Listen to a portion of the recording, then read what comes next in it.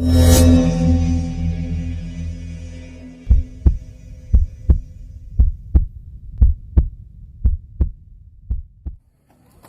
dan salam tak lupa juga kepada Nabi besar Muhammad sallallahu alaihi wasallam.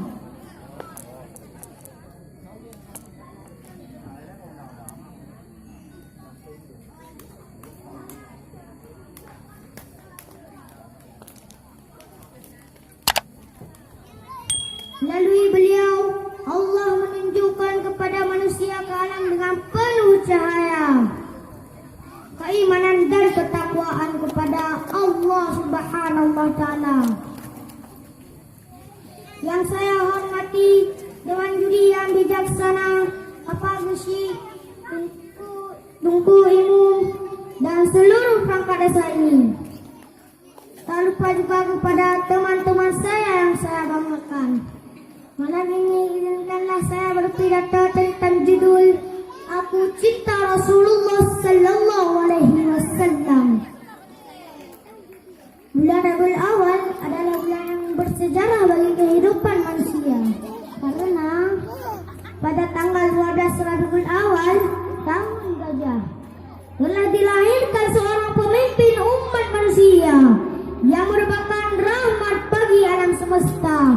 Beliau adalah junjungan kita, yakni Nabi besar Muhammad sallallahu alaihi wasallam.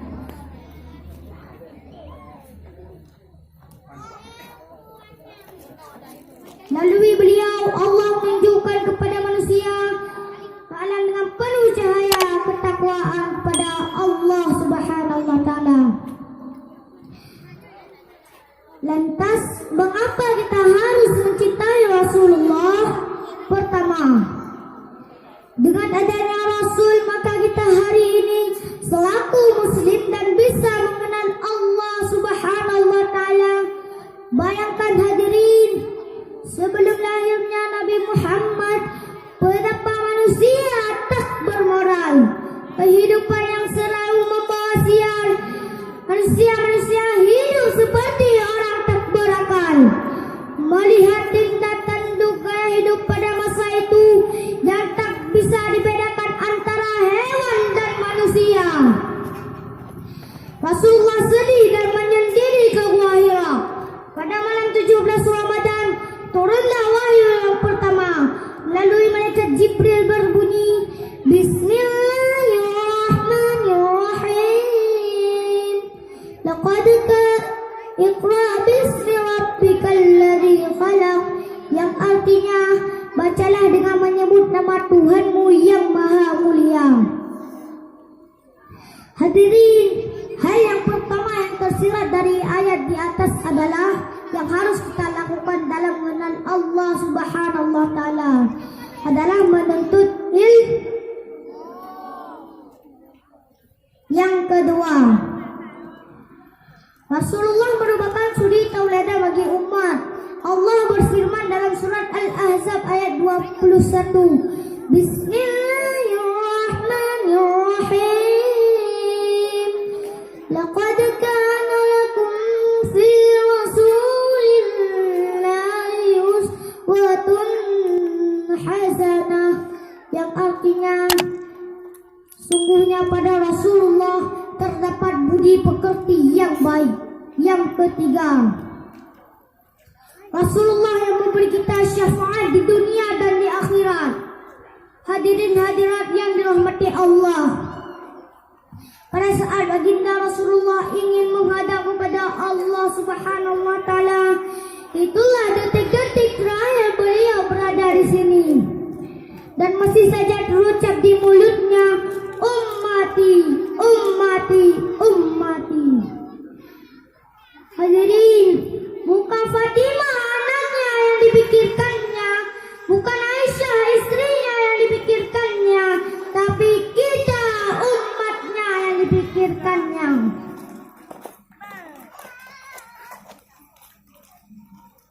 Dan sampai di alam mahsyar, beliau tetap mencari umatnya yang banyak berselawat kepadanya akan diselamatkan. Hadirin, teman-teman, mari kita berselawat. Nabi salam alaika, ya Rasul salam alaika, ya Habib salam alaika, salawatullah alaika, ya Nabi salam alaika, ya Rasul salam alaika, ya Habib salam alaika, salawatullah alaika.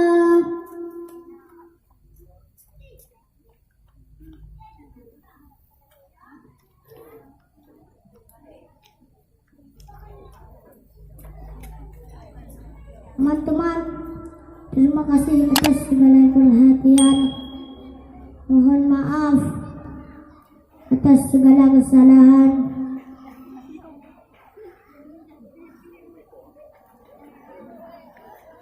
Akhir kata, saya mengucapkan wassalamualaikum warahmatullahi wabarakatuh.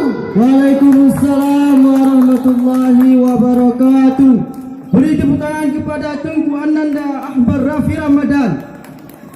Nyanyi contoh bagi kita yang muda-muda baca. Biar salah-salah pilih dengku kan, dengku yang paling cocok untuk dakwah-dakwah.